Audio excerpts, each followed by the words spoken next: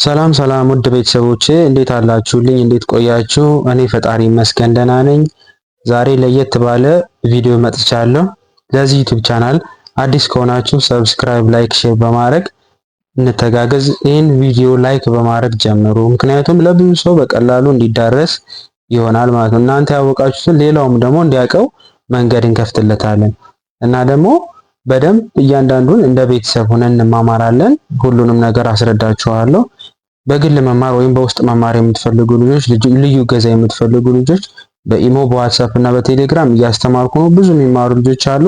እናንተም ተቀላቀሉና ትማራላችሁ። ስለዚህ ስልክ ቁጥሬን ከታች አስቀምጬላችኋለሁ። በቀኝ በኩል ደውሉልኝ። ኢሞ ዋትሳፕ እና ቴሌግራም ላይ አለው። እናንተ በፈለጋችሁበት ሰዓት አስተምራችኋለሁ። ከዚህ በፊት የአማርኛ ፊደላትን ሰርቼላችኋለሁ።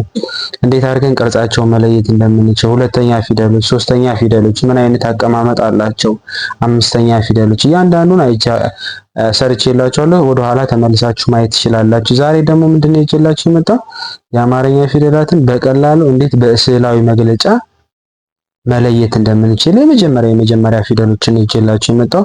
በደንብ ተከታተሉ፣ ብዙ ነገር ታገኛላችሁ።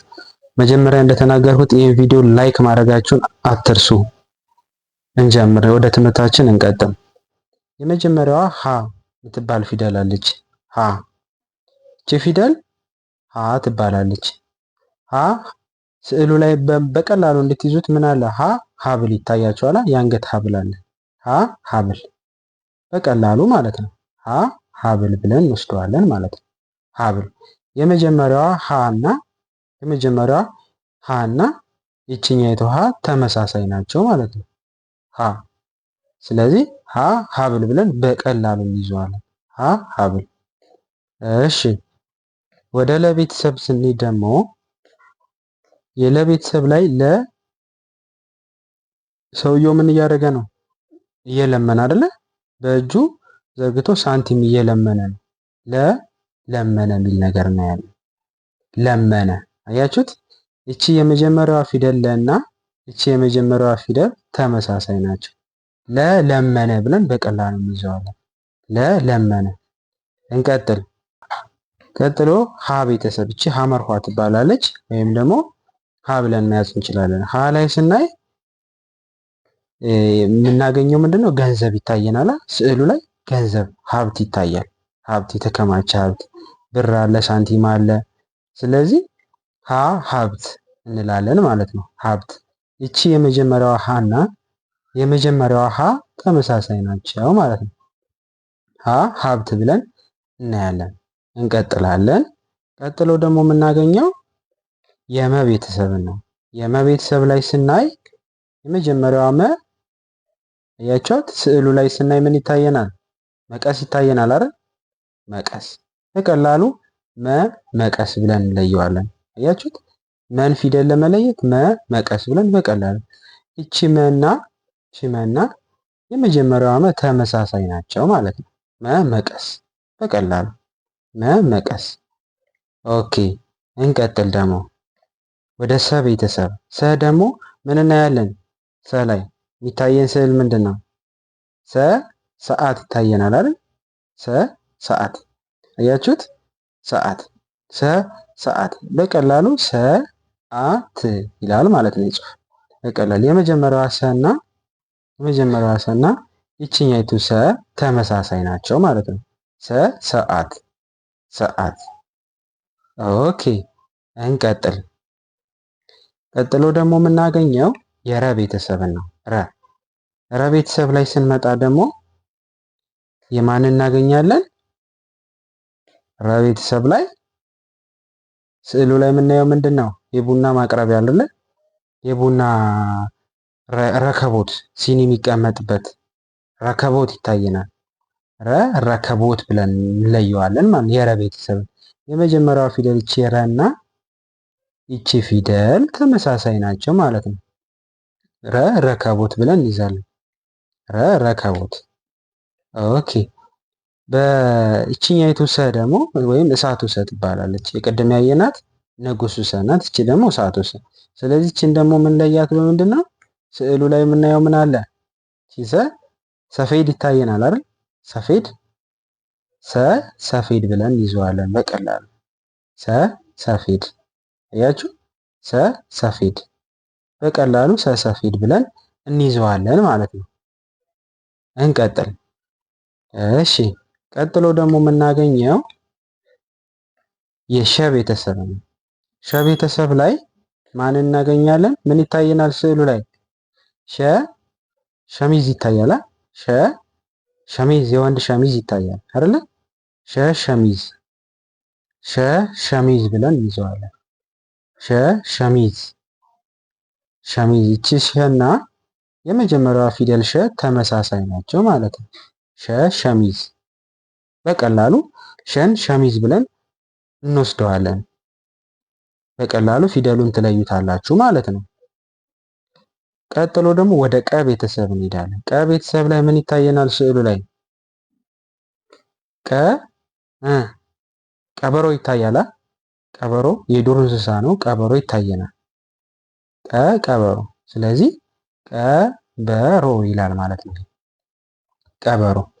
ይችኛይቱ ቀና የመጀመሪያ ፊደሏ ቀ ተመሳሳይ ነች። ያችሁ ቀበሮ በቀላሉ እንድትይዙት በስዕላዊ የሆነ መንገድ ስለሆነ አእምሮ ላይ የመቀመጥ እድሉ ሰፊ ነው። ስለዚህ ቀበሮ ብለን እንወስዳለን ማለት ነው። ቀጥሎ ደግሞ በበ ቤተሰብ አለ። ስዕሉ ላይ ምን ይታየናል? በግ ይታየናል አይደል? በግ ይታየናል። በግ የቤት እንስሳ ነው። በግ ይታየናል ማለት ነው። በግ በቀላሉ የመጀመሪያዋ በ እና ይችኛይቱ የመጀመሪያዋ በ ተመሳሳይ ፊደሎች ናቸው። በበግ ብለን በቀላሉ እንይዘዋለን። በበግ። ኦኬ። ቀጥሎ ደግሞ የምናገኘው የቨ ቤተሰብ ነው። በቨ ቤተሰብ ላይ ደግሞ የመጀመሪያ ፊደሏ ቨ ምን እናገኛለን? ምን ይታየናል? ቪላ ቤት ይታየናል። ቪላ ቤት፣ የሚያምር ቪላ ቤት ይታየናል። ስለዚህ የቨን ሶስተኛ ወሰድኩና ቪላ። አያችኋት? የቨ ቤተሰብ ሶስተኛ ፊደል ናት ቪ። ይችኛይቱ የቨ ቤተሰብ ሶስተኛ ፊደል ቪ ትባላለች። ስለዚህ ስዕሉ ላይ የሚገልጸው ምንድነው? የቨ ቤተሰቡ ስለሆነች ቪላ ይላል። ቀጥሎ ደግሞ የመጀመሪያ ፊደሉ ትንሽ በቨ ስለሚያስቸግር ነው ቃላት ምስረታ። ስለዚህ እዚህ ላይ ደግሞ ተ ይታየናል። የተ ቤተሰብ ተላይ ደግሞ ስዕሉ ላይ ምን እንረዳለን ማለት ነው? የጥራጥሬ እህል ነው አይደለ? ይሄ ምን ይባላል? ተልባ ተልባ ማለት ነው። የመጀመሪያዋ ፊደል እቺ ተና እንድትለዩት ተና ይቺ የመጀመሪያዋ ፊደል ተመሳሳይ ናቸው ማለት ነው። ተልባ በቀላሉ። ቀጥሎ ደግሞ የቸ ቤተሰብ አለች። ቸ ቤተሰብ። ቸ ላይ ደግሞ የምንረዳው ምንድነው?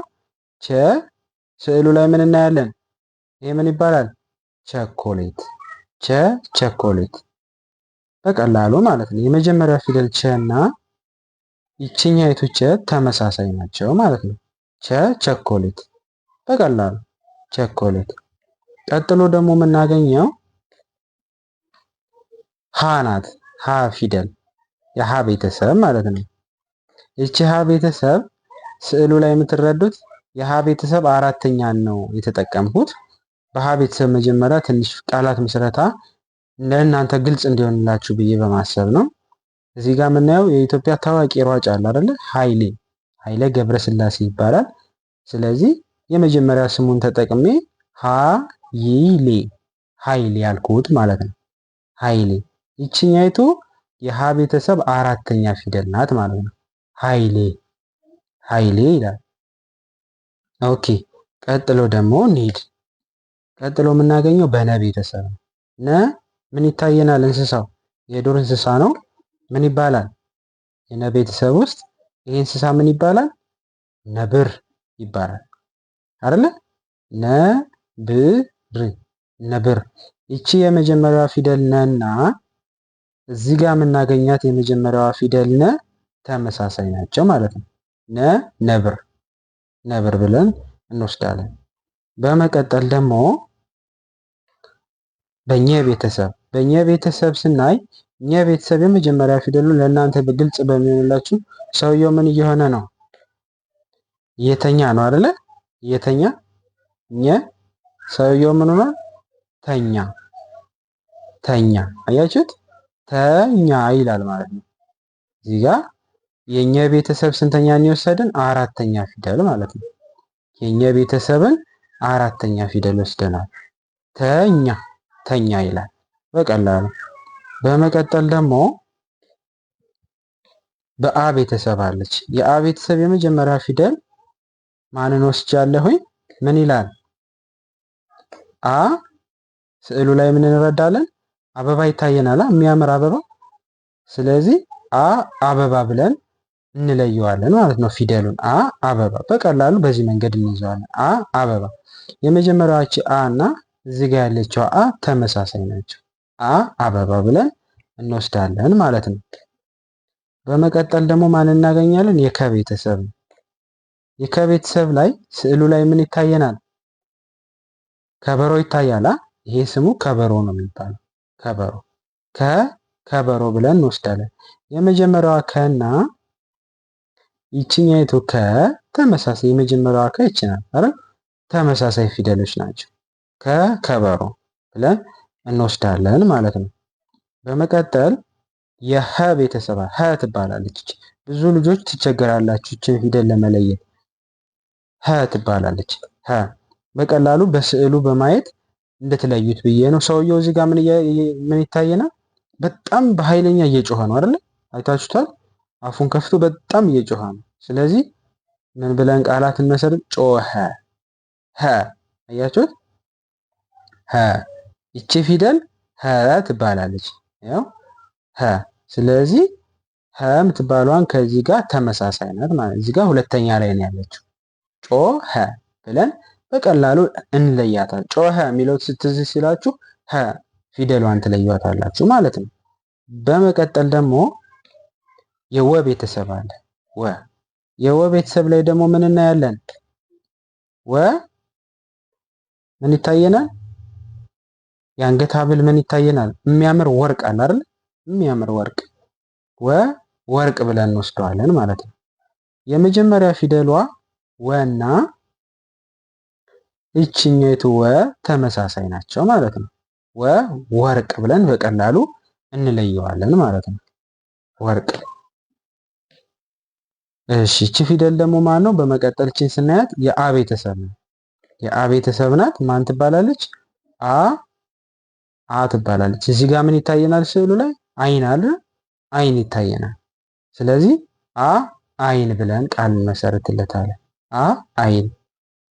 እያችኋት? ይቺ አ እና እዚህ ጋር ያለችው አ ተመሳሳይ ናቸው። አይን ብለን እንመሰርታለን ማለት ነው። ኦኬ። በመቀጠል ደግሞ የዘ ቤተሰብ እናገኛለን። የዘ ቤተሰብ ላይ ማንን ነው የምናየው? ስዕሉ ላይ ስናይ ምንድነው ይሄ ስሙ? ዘንቢል አይደለ? ዘንቢል ብለን ቃል እንመሰርትለታለን። ዘንቢል። ይሄው የመጀመሪያዋ ፊደል ዘናት፣ ይችም ዘናት። ዘንቢል ብለን ቃል እንመሰርትለታለን ማለት ነው። በመቀጠል ደግሞ ከዛ ቀጥሎ ማን እናገኛለን? የዠ ቤተሰብ። ይሄ ብዙ ጊዜ ስትጠሩ ትቸገራላችሁ። ዠ ይባላል። የዠ ቤተሰብ ይባላል። ስለዚህ እስቲ እንየው። ዠ ሰውየው ምን እያደረገ ነው? ስዕሉ ላይ እዚህ ጋር ስናይ ኳስ እየዠለጠ ነው አይደል? እየዠለጠ ወይም እየመታው ነው አይደል? ዠለጠ፣ ኳሱን ዠለጠ ብለን ይሄው ዠለጠ ብለን የዠ ቤተሰብ የመጀመሪያዋ ፊደል ከዚችኛይቱ ጋር ተመሳሳይ ናቸው ማለት ነው። ዠለጠ፣ ዠለጠ ብለን እንወስዳለን ማለት ነው። በመቀጠል ማን እናገኛለን? የቤተሰብን።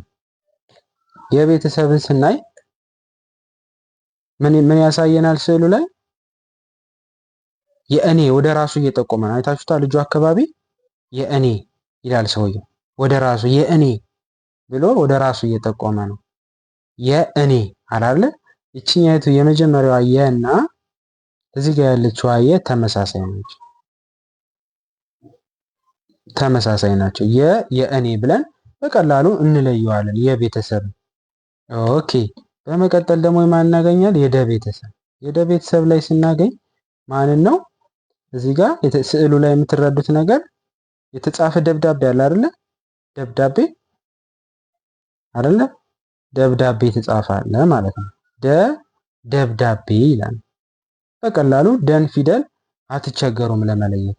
ደብዳቤ ብላችሁ ትለዩዋታላችሁ ማለት ነው። የመጀመሪያዋ ደ እና እዚህ ጋር ያለችው ደ ተመሳሳይ ናቸው። ደብዳቤ ስዕሉም ስታዩት ትረዱታላችሁ ማለት ነው። ኦኬ በመቀጠል የጀ ቤተሰብ አለች። ጀ ትባላለች። ጀ ብለን ስዕሉ ላይ ምንድነው ምን እንረዳለን? ስዕሉ ላይ ምንድን እንረዳለን? ጀበና ይታየናል አይደል? ጀበና አይደል? ይሄ ጀበና ይባላል።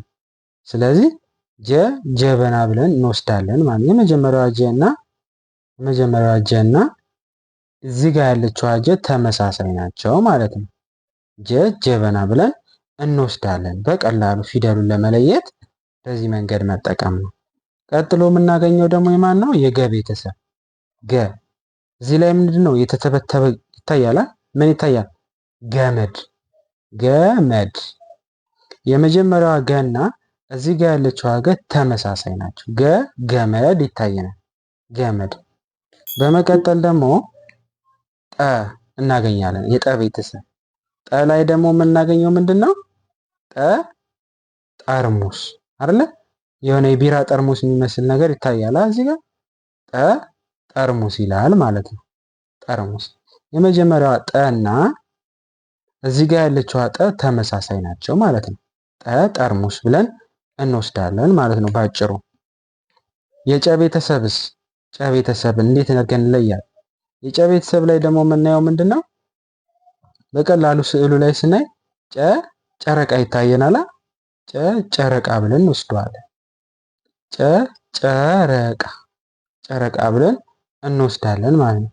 የመጀመሪያዋ ጨ እና እዚህ ጋር ያለችው ጨ ተመሳሳይ ናቸው ማለት ነው። ተመሳሳይ ናቸው። ጨረቃ ብለን እንወስዳለን በቀላሉ ማለት ነው።